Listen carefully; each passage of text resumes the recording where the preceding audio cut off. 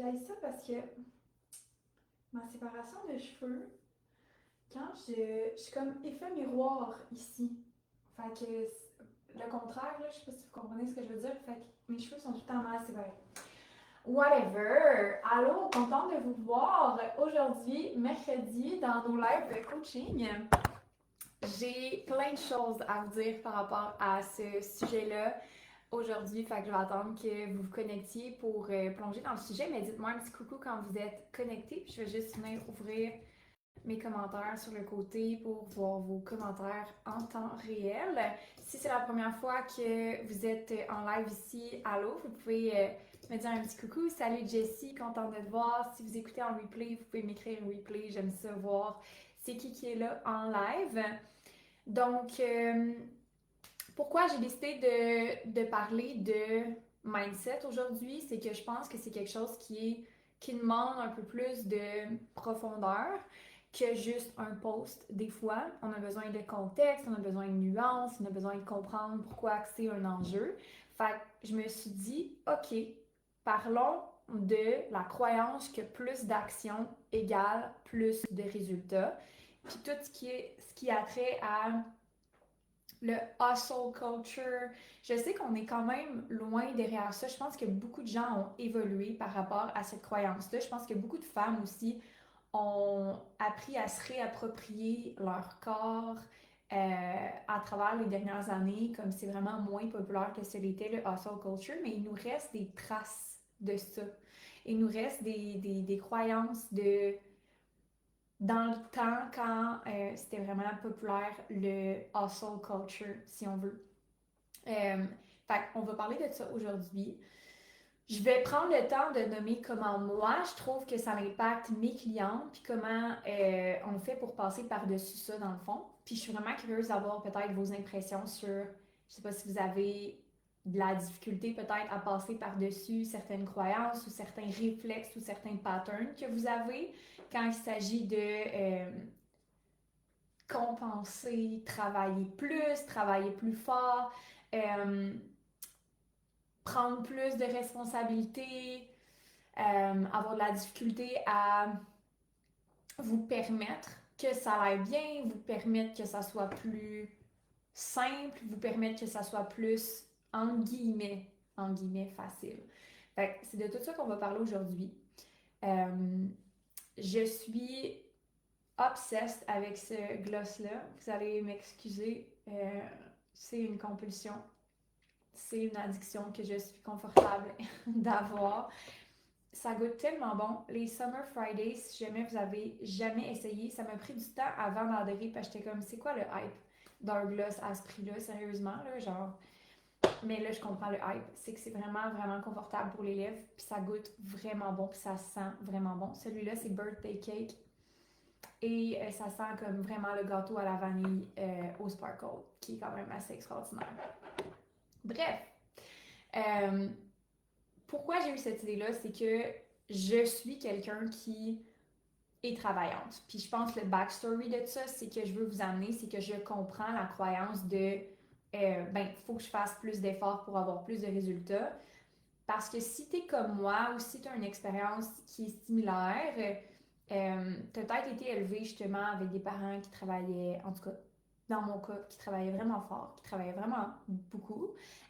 Puis c'était leur façon, en fait, la seule façon pour eux d'augmenter leurs revenus, c'était de travailler vraiment plus. Tu sais, il n'y avait pas d'autre option que travailler plus, avoir plus d'heures de travail, carrément. Mais la réalité, c'est que en affaires, ce principe-là s'applique difficilement. Puis même, je dirais, dans le milieu du travail, quand tu penses à des leviers, ben tu vas peut-être travailler moins d'heures pour un plus haut taux horaire si tu te mets dans des positions pour avoir des augmentations salariales, si tu te mets dans des positions pour avoir des bons contacts dans ton milieu de travail, avoir des bonnes relations à l'extérieur de ton emploi pour peut-être avoir des meilleurs postes ailleurs. Encore une fois, rien à voir avec tes heures de travail, mais des leviers qui vont t'aider à augmenter ton salaire pour le même nombre d'heures. Donc, c'est pas associé à des heures, okay? C'est associé à des relations associées à ton implication, à comment tu es sociable, à comment facilement tu te fais des contacts, des amis, à comment tu te fais référer, apprécier. Ça n'a rien à voir avec, mettons, un travail qui travaille fort. Oui, c'est un effort, mais c'est pas de dire, ben, il faut que je travaille 2 fois plus d'heures pour arriver à faire ça. C'est pas proportionnel au nombre d'heures. Donc, en réalité, moi, j'ai été élevée avec le levier de, ben, il faut que je mette plus d'heures, il faut que je travaille plus d'heures, il faut que je travaille plus fort, il faut que j'aille plus de choses dans mon assiette pour arriver à augmenter mes revenus. Puis ça fait un temps. Je veux pas dire que ça marche pas, ça marche. Comme littéralement, juste travailler plus d'heures va te donner plus de résultats. Puis je pense que ça, c'est important à mentionner parce que il y en a qui commencent en affaires, qui n'osent pas mettre ces heures-là, et là, ça, c'est un problème. La conversation est plus pour avancer, OK? Mais je vais prendre le temps de faire une parenthèse parce que je sais qu'il y en a qui sont ici en démarrage. Mais quand tu es plus avancé, c'est important de savoir que cette phase-là, il faut que tu la gradues à un moment donné. C'est comme là, tu es à la garderie, tu fais beaucoup d'heures, tu fais beaucoup d'efforts, puis à un moment donné, il faut que tu arrives à la maternelle, il faut que tu arrives au secondaire. À chaque étape, il y a différents enjeux. Puis un des enjeux, à un moment donné, quand tu arrives dans la cour des grands, c'est d'arrêter de faire ça. Parce que là, ça te tire une balle dans le pied plus que ça t'aide. Donc, quand tu es rendu à l'étape de te dégager, puis vraiment que tu ne sois pas le goulot d'étranglement, faut que tu arrives à arrêter d'avoir cette croyance-là. Par contre, avant, je vais faire une mini parenthèse pour les démarrages parce que c'est important que vous écoutiez ça. C'est correct de mettre des heures. C'est correct que vous maximisiez votre taux horaire avant de penser à l'optimiser. Okay? Il y en a beaucoup, beaucoup qui ont de la misère à juste faire un revenu de leur business activement. Tu sais, comme ils ont de la misère à générer des revenus constants, puis ils pensent à comment je peux les optimiser ou comment je peux travailler de moins en moins pour plus de résultats. Il faut que tu te rendes à l'étape d'en faire avant de l'optimiser, right? Fait il y a une grosse composante. Marie-Hélène a dit qu'il faut travailler fort pour faire de l'argent. Ouais, exact. C'est comme, je pense que c'est correct pendant un temps de dire que tu as une phase que tu travailles fort. Il y a une phase de ma vie où je travaillais vraiment beaucoup, puis j'ai pas honte de le dire. Je veux le normaliser. Pour me rendre là où est-ce que je suis aujourd'hui, j'aurais jamais pu me rendre là où est-ce que je suis aujourd'hui si j'avais pas fait ça dans les années précédentes. Puis il faut juste que vous compreniez là, ce que vous voyez de moi aujourd'hui, puis ce que vous voyez de ma business, c'est des années en construction. J'ai commencé ma business en ligne, j'avais 21 ans. 21 ans, j'en ai 30 aujourd'hui. 30 ans aujourd'hui.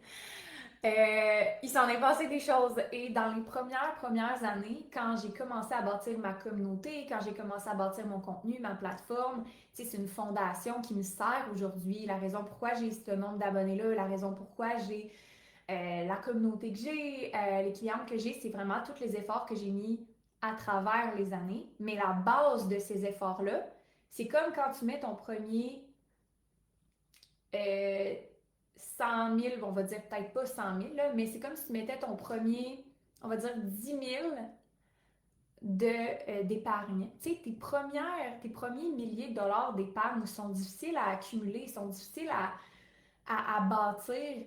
Puis après ça, ben, oui, ça fait un effet composé. Là, tu as des intérêts, puis ça va de plus en plus, ça va de mieux en mieux année après année. Mais le premier chunk d'investissement, de dire là, je mets cet argent-là de côté, c'est beaucoup d'efforts. Et c'est normal, OK? Ça, c'est correct. Fait que le live aujourd'hui ne s'adresse pas à vous si vous êtes en démarrage. Ça va être intéressant que vous l'écoutiez quand même pour que vous puissiez voir, ah, ben c'est ça qui s'en vient pour moi après parce que ça va s'en venir pour vous. Je vous le souhaite, puis c'est sûr que ça va arriver. C'est sûr que si vous mettez les efforts aujourd'hui, puis vous avez cette vision-là sur le long terme, je vous garantis que ça va payer. C'est sûr, ça ne peut pas échouer si tu continues de mettre les efforts. Sur une échelle de 10 ans, si tu continues à être constante et de mettre les efforts à chaque jour, c'est presque impossible que tu échoues. Comme c'est logiquement pas possible à travers le temps que tu échoues. Donc, c'est vraiment juste mon message que ce live-là va s'adresser à toi pour peut-être plus tard si t'es pas rendu là. Mais si t'es rendu là, c'est important que tu écoutes ce live-là, OK? OK, Jessie, OK, Marie-Hélène, OK, tout le monde qui sont là en live, c'est vraiment important que vous écoutez ça parce que c'est ce qui va définir votre capacité à accroître votre business, que vous compreniez ce concept-là. Parfois, quand tu travailles trop fort, tu as l'impression de travailler pour des peanuts.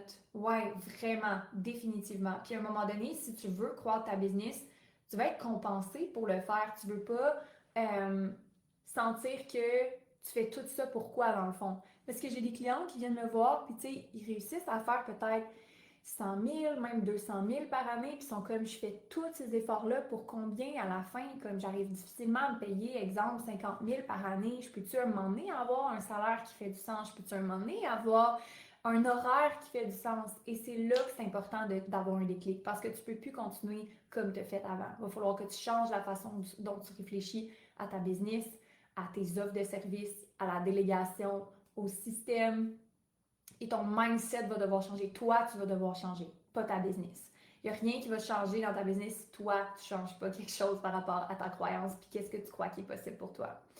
Fait que oui, en effet. Et que ça vaut la peine de changer pour avoir ce que tu veux. Je vais le répéter. Ça vaut vraiment la peine de changer, toi, pour avoir ce que tu veux vraiment. Est-ce que c'est difficile de changer? Oui, c'est difficile le changement. C'est difficile de comme défaire des patterns quand on est tellement habitué de, par exemple, en faire plus. Un client nous demande quelque chose, on en fait plus. Il y a un employé qui ne rencontre pas la demande, on va le faire à sa place. On veut tout faire toute seule parce qu'on a peur de perdre le contrôle, fait qu'on délègue pas, on n'engage pas la personne. On a peur de perdre, fait qu'on n'investit pas davantage, mais c'est là qu'on reste bloqué, puis c'est là qu'on n'a pas ce qu'on veut finalement. Fait que le changement vaut la peine. La difficulté du changement vaut la peine d'être expérimenté pour avoir ultimement l'entreprise que tu veux. Fait que revenons un peu en arrière parce que je me suis écartée. Qu'est-ce qui fait en sorte qu'on a cette croyance-là? Que plus égale plus. C'est plus d'efforts, plus de temps, plus de sacrifices, plus de tout ce qu'on a déjà fait dans le passé va nous donner plus. C'est parce que ça a marché dans le passé. Puis nous, les humains, on est des êtres, des créatures d'apprentissage, puis on va associer des actions à des résultats. Quand je me brosse les dents, j'ai pas de carie. Quand je mange, j'ai plus faim.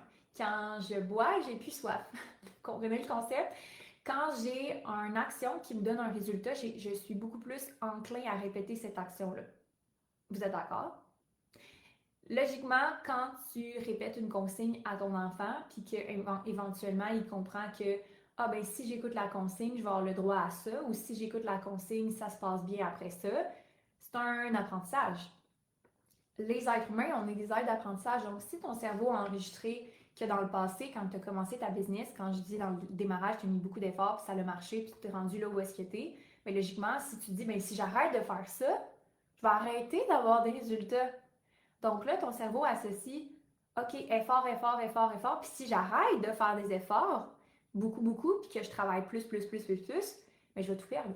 Ou je vais plus avoir le succès.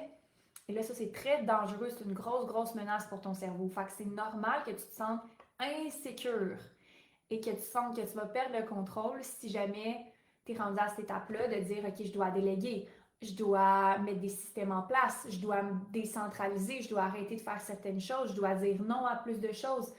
C'est normal que ce soit vraiment difficile, que tu ressentes ça comme une tension dans ton chest, que tu sentes ça comme une boule dans ton ventre, que tu sentes ça comme quelque chose qui fait te crisper tes épaules. C'est normal que tu sentes ça comme oh mon Dieu, ça me stresse, genre j'ai de la misère à concevoir ça.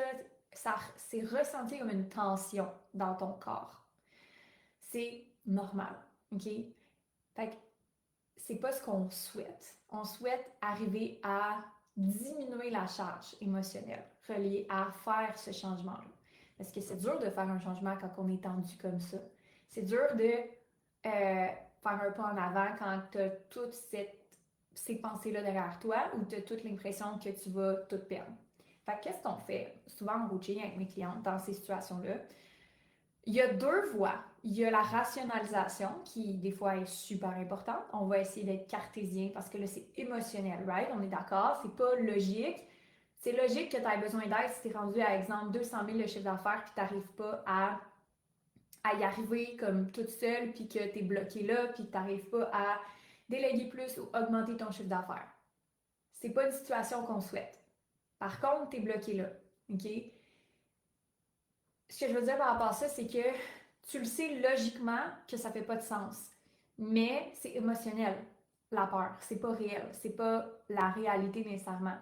Donc, ce qu'on fait, c'est qu'on rationalise. On met quelque chose de vraiment plus cartésien pour que tu te rassures avec des données, OK? Il y a ce premier outil-là que je mets en place avec mes clients, qui est comme mon premier réflexe, OK? Parce que des fois, quand on ne comprend pas le cerveau, ben, il va juste aller vers le scénario catastrophe. S'il n'y a pas un exemple, un manuel d'instruction, voici ce qui va se passer dans le worst case scénario, voici ce qui peut se passer dans le meilleur case scénario, puis voici c'est quoi les choses à faire pour arriver à ça, ben ton cerveau, il fait juste comme anticiper des scénarios. Donc, pourquoi je crois à ce côté-là qui a vraiment une solution intéressante, le côté cartésien puis planifier ça, c'est ça apaise ton cerveau.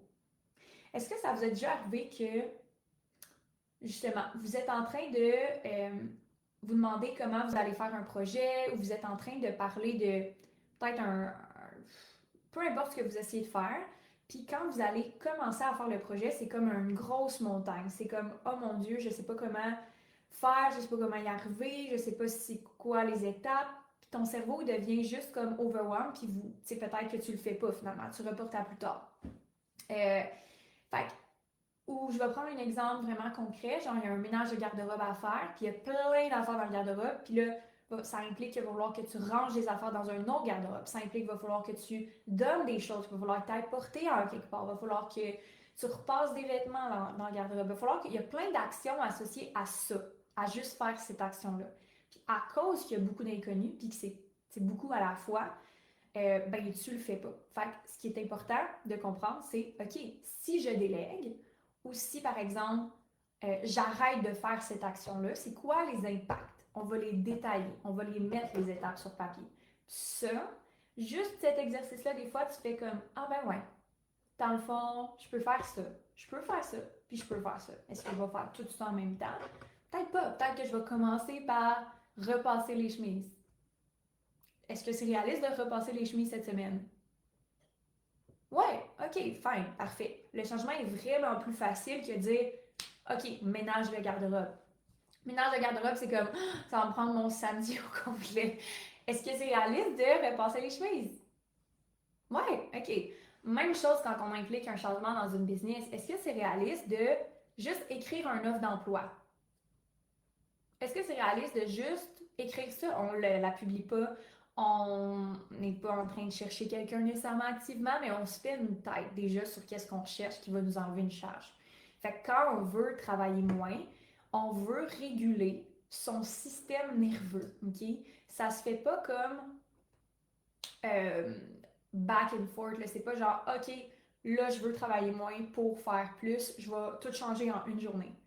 C'est pas comme ça que ton système nerveux va apprendre à se réguler puis se sentir en sécurité de la menace potentielle. OK? Je vous rappelle, votre cerveau, il voit ça comme une menace en ce moment. Il voit ça comme une menace de hey, je vais tout perdre à cause que je me retire progressivement. Fait que ça, il faut que vous appreniez à travailler avec votre cerveau puis lui dire hey, sais-tu quoi? Tout va bien en ce moment. Tu as une petite victoire, tu as fait telle action, tu es dans la bonne direction. Right? Je sais pas pourquoi, mais les commentaires update pas tout le temps. Je pense que c'est bon. OK. Fait que faut que vous teniez un petit peu votre cerveau par la main puis vous ayez la compassion pour vous-même quand vous voulez essayer de faire ça parce que souvent, là, j'en vois des clientes qui vont faire tout ou pantoute, OK? C'est soit, là, genre, je délègue tout. Là, genre, je suis tannée, nanana, genre, je délègue tout. Je me sens zéro en contrôle. C'est juste comme, j'en ai trop, genre, je suis plus capable, soit je suis épuisée ou juste comme, ils vont avoir tendance à trop donner de choses, trop tôt. Euh, Puis de pas elles-mêmes se sentir vraiment solides dans cette délégation-là, ce qui fait en sorte que c'est pas un succès, la délégation. Fait que c'est pour ça qu'il faut vraiment aller une étape à la fois, souvent.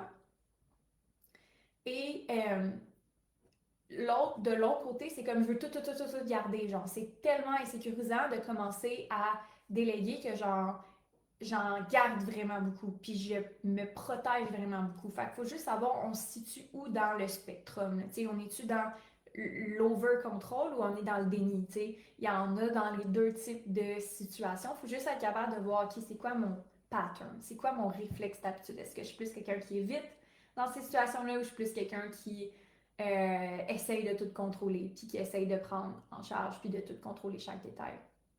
Quand on comprend ça, on est capable de juste se sécuriser, de faire comme OK, je suis dans un pattern en ce moment, c'est pas nécessairement comme ça que je veux gérer ma business, sauf que je suis capable de l'attraper dans l'action puis d'être capable de remédier à la situation. Moi, je suis plus du style contrôle. Je l'ai dit plusieurs fois, mais je suis quelqu'un qui aime quand même vraiment le contrôle et qui apprend à ne pas utiliser ça comme pattern. Fait que je peux comprendre d'un point de vue purement personnel et humain, je sais que c'est difficile de lâcher prise sur ça. Euh, Fait que ouais, c'est 100% normal. Fait que ce que je disais par rapport à tout ce qui est travail et qui est le titre, là, c'est comme comment on fait pour se détacher puis comment on fait pour travailler moins pour plus de résultats. C'est qu'il faut vraiment être clair sur c'est quoi la valeur ajoutée. En fait, il faut focusser sur le résultat plus que l'effort ou le temps qu'on a mis.